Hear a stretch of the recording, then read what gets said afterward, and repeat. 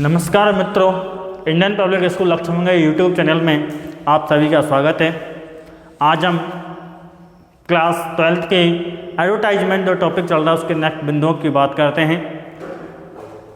Last class में मैंने आपको सिचुएशन वांटेड के बारे में बताया था कि यदि किसी व्यक्ति को नौकरी की आवश्यकता होती है तो सिचुएशन वांटेड का प्रयोग करते हैं। अब मैं आपको बता रहा हूँ कि सिचुएशन वैकेंट का प्रयोग किस प्रकार से किया जाता है। सिचुएशन वैकेंट का मतलब किसी भी संस्था में कोई वैकेंसी है, उस वैकेंसी के लिए जब अप्लाई करते हैं तो उसके लिए हम प्रयोग करते हैं सिचुएशन वैकेंट का। यदि कहीं किसी संस्था में कोई नौकरी है, कहीं किसी कंपनी में, किसी विद्यालय में या अन्य प्रकार के ऑफिस में कोई कहीं कोई जगह खाली है तो उसमें हम प्रयोग करते हैं सिचुएशन वैकेंट का। ठीक है मित्रों, क्वेश्चन लिख रहा हूँ।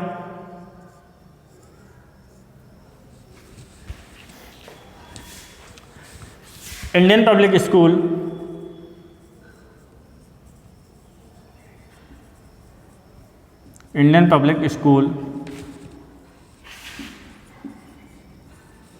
is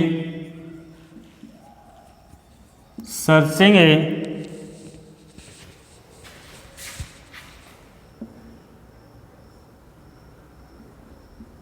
computer operator, draft an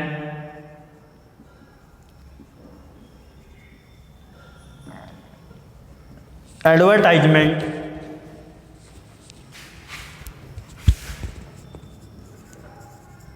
in about 50 words in the local newspaper। Indian public school एक कंप्यूटर ऑपरेटर को खोज रहा है। स्थानीय अखबार में 50 शब्दों में एक विज्ञापन लिखें। तो देखो, इस संस्था इंडियन पब्लिक स्कूल संस्था है, इस संस्था में खाली जगह किसकी? Computer operator. तो लिखें situation vacant, situation vacant, situation vacant, situation vacant. देखो अब हम लिखेंगे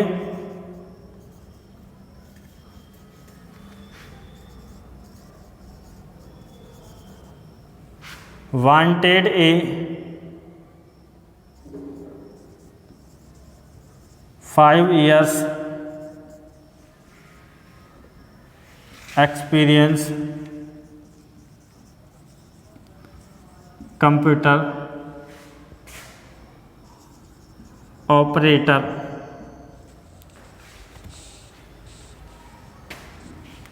वांटेड आवश्यकता है 5 years 5 वर्षों के एक्सपीरियंस वाले computer operator.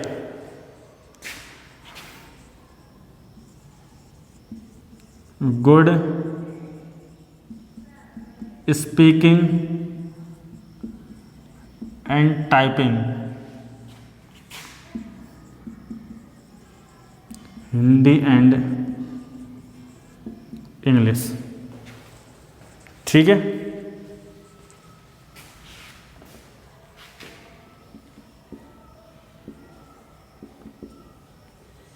Physical fit,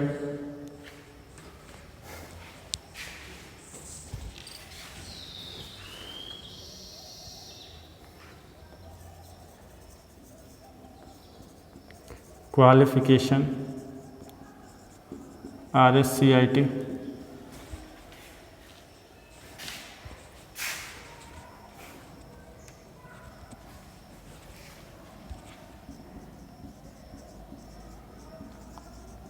knowledge of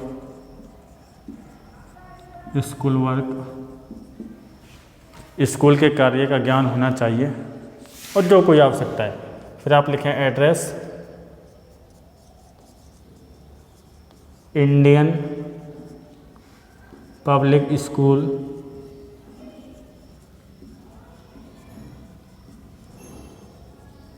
Laxmangarh. Mobile number और अंत में इसको बॉक्स में बंद कर दें। जो जो एलिमेंट की हमको आवश्यकता है वो सारे के सारे एलिमेंट लिख देंगे। हमें 5 वर्ष के एक्सपीरियंस वाले कंप्यूटर ऑपरेटर की आवश्यकता है। बोलने में और टाइपिंग में हिंदी और इंग्लिश दोनों का ज्ञान होना चाहिए। फिजिकल फिट होना चाहिए। क्वालिफिकेशन RSCIT होनी चाहिए। नॉलेज स्कूल का वर्क जो स्कूल कार्य है उनका नॉलेज होना चाहिए। अब ऐसा वैकेंसी है, ऐसी वैकेंसी कहाँ? इंडियन पब्लिक स्कूल लक्ष्मणगढ़ में। ठीक है, जो मोबाइल नंबर है उस मोबाइल नंबर पर या फिर इस विद्यालय में आकर ऑफिस में संपर्क करके हम सिचुएशन वैकेंट, इस प्रकार से हम सिचुएशन वैकेंट का एक ऐड लिखते हैं। ठीक है मित्रों, ये था आपका सिचुएशन वैकेंट। अब मित्रों मैं अब तक आपको बता देता हूँ कि मैंने आपको अब तक ऐड जो टॉपिक है, इस ऐड टॉपिक में मोस्टली जो बोर्ड पेपर के अनुसार ज़्यादा मोस्ट हैं उन सारे के सारे टॉपिकों के ऊपर ऐड मैंने क्लियर कर दिए हैं। सबसे पहले एक बार पुनः बता देता हूँ कि सबसे पहले मैंने आपको बताया था मैट्रिमोनियल्स प्रकार के। ठीक है, दूसरा मैंने आपको बताया था सेल एंड परचेज के।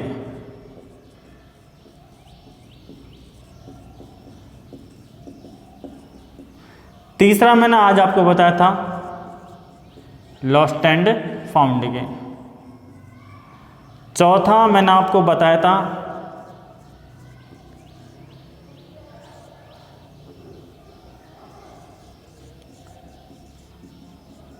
एकोमोडेशन वांटेड या फिर टू लेट के। और पांचों मैंने आपको बताया था सिचुएशन वांटेड या सिचुएशन वैकेंट।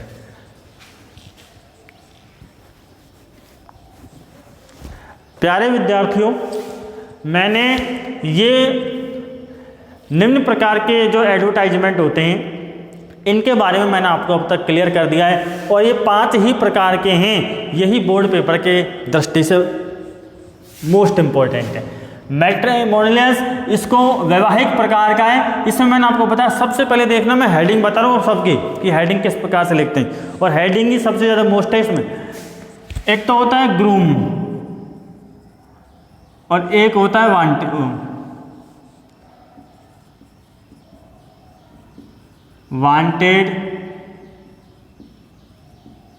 ग्रूम और वांटेड ब्राइड। ठीक है मित्रों, अब वांटेड ग्रूम और वांटेड जो ब्राइड है इसके बारे में देखते हैं अपन। तो वांटेड ग्रूम वर की आवश्यकता हेतु ये वधू की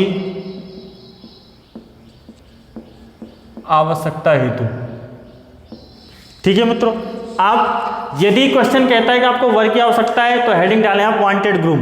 यदि क्वेश्चन कहता है कि वधू की आवश्यकता है तो हेडिंग डालें आप वांटेड ब्राइड। ठीक है मित्रों, अब बात आती है कि वर की आवश्यकता और वधू की आवश्यकता। तो आप देखो कि जैसे व्यवहारिक तौर पर देखो कि सबसे पहले तो देखो कि जो उम्र होती है, उम्र वर और वधू की उम्र, उसके बाद क्वालिफिकेशन कि भाई कितने पढ़े लिखे होने चाहिए, कलर कैसा रंग रूप होना चाहिए उनका। ठीक है, हाइट कितनी उनकी हाइट होनी चाहिए, फैमिली स्टेटस पारिवारिक पृष्ठभूमि कैसा होना चाहिए, सामाजिक जो प्रतिष्ठा है वो कैसी होनी चाहिए। उसके बाद यदि आप सैलरी वैलरी के बारे में बात करना चाहते हैं, देखो ये चीज़ें जो हैं मैंने आपको बताई हैं, ये तो देखो सब में ज़रूरी चीज़ें कि एज, लड़के और लड़की की उम्र कितनी है, भाई लड़का और लड़की कितना पढ़ा लिखा है, लड़का और लड़की का रंग कैसा है, लड़के और लड़की की हाइट कैसी है, दोनों के पारिवारिक स्थिति कैसी है, ये सारी चीज़ तो अति आवश्यक है, जिनको अपन एक सामाजिक तौर पर सारे प्रकार के जो विवाह संबंधी जो तरीके होते हैं उनमें अपनाते हैं। इसके अलावा यदि आप और कोई एलिमेंट आपके माइंड में आ रहा है कि भाई मैं लड़के की सैलरी चाहता हूँ कि लड़के की सैलरी कितनी होती है, कितनी है, या फिर लड़का क्या कर रहा है। सेकंड बात मैंने एक बात और दी, कास्ट, कि किस कास्ट से है, कि ये कास्ट। तो ये ऐसी चीज़ें जो व्यवहारिक तौर पर सारे घरों में, सारे आमतौर पर सभी व्यक्ति जिन चीज़ों का प्रयोग करते हैं वो सारे के सारे हम इन सब में प्रयोग करते हैं। ठीक है मित्रों, इस प्रकार से ध्यान रखना कि वर्ग की जो आवश्यकता है, इस वर्ग वाले जो कॉलम होता है इसमें अपन लिखते हैं no dowry. No dowry, dowry means दहेज नहीं, ये शब्द जरूर लिखते हैं इसमें। ठीक है मित्रों, तो इस प्रकार से हम जो मैट्रिमोनियस प्रकार के हैं इनको हम लिखते हैं। अब मैं आपको बात करता हूं सेल एंड परचेज की। तो सेल मीन्स और परचेज मीन्स, तो सेल और परचेज, अगर आपको सेल करनी है आपकी प्रॉपर्टी, सेल मीन्स बेचना, परचेज मीन्स खरीदना। यदि आपको कोई चीज़ बेचनी है और कोई चीज़ खरीदनी है तो बेचने के लिए सेल और खरीदने के लिए, देखो बेचने के लिए फॉर सेल हेडिंग और खरीदने के लिए टू परचेज।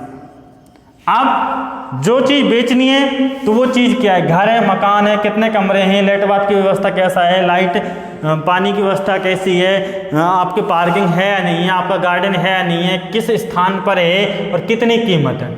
और उसी प्रकार कोई खरीदनी है तो आपको फ्लैट खरीदना है, मकान खरीदना है, कितने कमरे हैं, डाइनिंग रूम है या नहीं है, किचन कैसा है, लाइट बात कैसा है, लाइट की सुविधा कैसी है, आपकी वाटर की सुविधा कैसी है, गार्डन है या नहीं है, पार्किंग है या नहीं है, किस स्थान पर आप खरीदना चाहते हो, जगह का नाम और कितनी कीमत है वो कीमत। लॉस्ट एंड फाउंड की बात करें अपन तो लॉस्ट एंड फाउंड में अगर लॉस्ट हुआ है तो लॉस्ट और फाउंड हुआ है तो फाउंड। लॉस्ट एंड फाउंड, अगर कोई चीज़ लॉस्ट हुई है तो लॉस्ट के साथ वो चीज़, lost document bag, found waste watch, क्या आपका लॉस्ट हुआ, क्या आपकी फाउंड हुई है। ठीक है मित्रों, और वो चीज़ कहाँ खोई है, कहाँ पाई है, क्या चीज़ है, कैसा रंग है, क्या क्या चीज़ उसमें शामिल है, ये सारे इसमें लिखते हैं।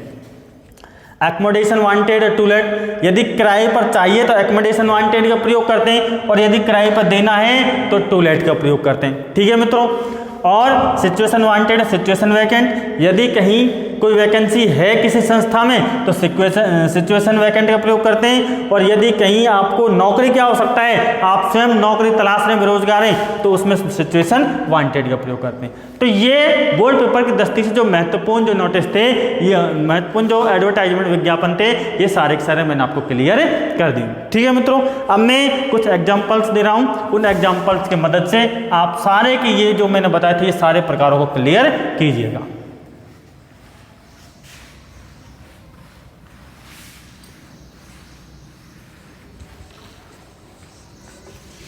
क्वेश्चन है आपका पहला,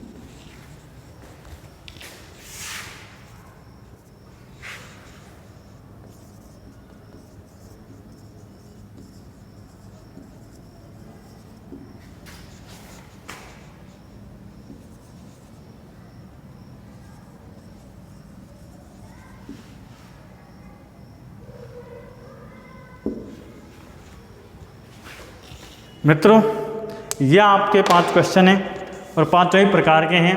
पहला क्वेश्चन है you want to give a house on rent. तुम एक घर किराए पर देना चाहते हो। Draft an advertisement in about 50 words. लगभग 50 शब्दों में विज्ञापन लिखें। तो किराए पर देने के लिए हेडिंग डालने पर टू लेट। आगे की जो नेसेसरी जो एलिमेंट है वो आप प्रयोग करें। सेकंड क्वेश्चन है you are searching a job. Draft an advertisement. आप एक जॉब तलाश रहे हो, एक विज्ञापन लिखें। जॉब तलाशने के लिए सिचुएशन वांटेड का प्रयोग करते हैं। You have found English book of class 12। आपको कक्षा 12 की इंग्लिश बुक मिली है। Draft and advertisement in about 50 words. लगभग 50 शब्दों में विज्ञापन लिखें। क्या फाउंड हुआ है? Found English book of class 12। You want to sell your newly house. तुम अपना नया बना हुआ घर बेचना चाहते हो। Draft and advertisement in about 50 words. लगभग 50 शब्दों में विज्ञापन लिखें। तो to sell. Give the details of a bride. एक वधू की विशेषताएं या एक वधू के बारे में विवरण देते हुए विज्ञापन लिखें। तो मित्रों, ये सारे प्रकार के जो ऐड हैं वो मैंने आपको विद एग्जाम्पल्स क्लियर किए हैं और मैंने आपको एग्जाम्पल्स दे दिए हैं। आप कृपया एडवर्टाइजमेंट बनाएं, विज्ञापन बनाएं और इनको क्लियर कीजिए। यहाँ तक के लिए धन्यवाद।